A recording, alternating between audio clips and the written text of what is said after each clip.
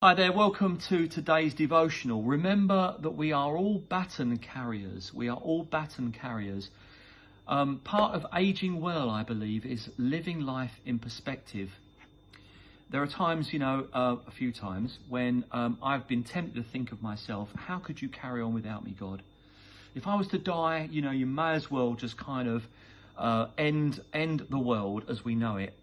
But more often than not, I kind of think to myself that my life is of no consequence. So I go from one extreme to the other. And when we're young, we do have that youthful ambition, don't we? But as we get older, we take stock of life and we realise that not all our dreams are going to be fulfilled, or certainly not fulfilled by us.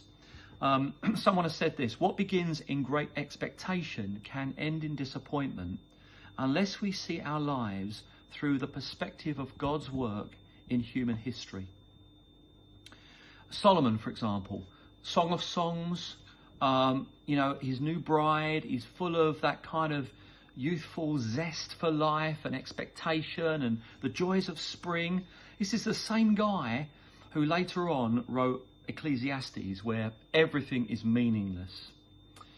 So we have Solomon, really, one of the greatest characters in the Bible, went through the same kind of gambit of emotions as we do.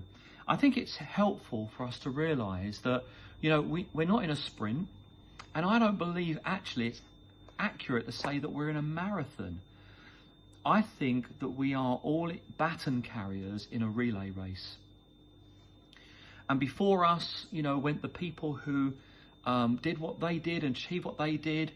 And then they handed the baton on to us. And it's now for us to run our race. And when we finally pop our clogs, as they say, others will come after us if Jesus hasn't returned, and will continue the race. Acts 13:36 says this about David: when David had served God's purpose in his generation, he fell asleep.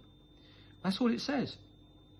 And what a statement, packed full of meaning, really, if you think about it. When David had served in his own generation, he fell asleep. Now, I would quite like that to be said about me when I die. I served God's purposes in my generation, and then I fell asleep. Okay, I died, that means, not just fell asleep. Jesus lived only 3 of his 33 years in public ministry.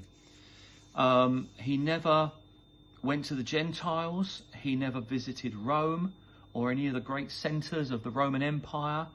He never went outside of Israel or Palestine. He didn't plant a single church. Now, when he was resurrected, you'd have thought, wow, there's the time for Jesus with these kind of superpowers to actually do all the stuff that maybe he couldn't do in just a purely human body, with all those limitations. But he didn't. He was around for 40 days and then he was taken up to heaven. He knew what he came to earth to do, and that was it. He handed the baton on to his disciples.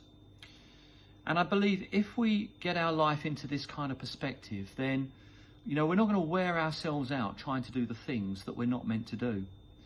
And I think it also will help us to appreciate the contribution that others in the past have made, because we stand on their shoulders. I came across these couple of photos. Well, I came across them. I looked them up on the internet. A couple of photos of Hornchurch from yesteryear. And here's one. I hope you can see that. This is circa 1950. Okay, in Hornchurch High Road. And there's on that bike, I believe that might be Stuart. Okay. Just joking, Stuart. Okay. And then we have another one from earlier. This is Hornchurch Centre from maybe 1930-ish, I'm guessing, that sort of time, maybe 1920s. But the point I'm making is that, that was then, of course, but that people have served in their generations, and we stand on their shoulders. And, we build on the foundation that they have laid. And also, I believe living our lives in this kind of perspective will help us to think about the legacy that we will pass on, and what we can leave others to build on. So I want to finish with this quote from 2 Timothy 4, verses 7 to 8. This is what Paul wrote to Timothy. I have fought the good fight.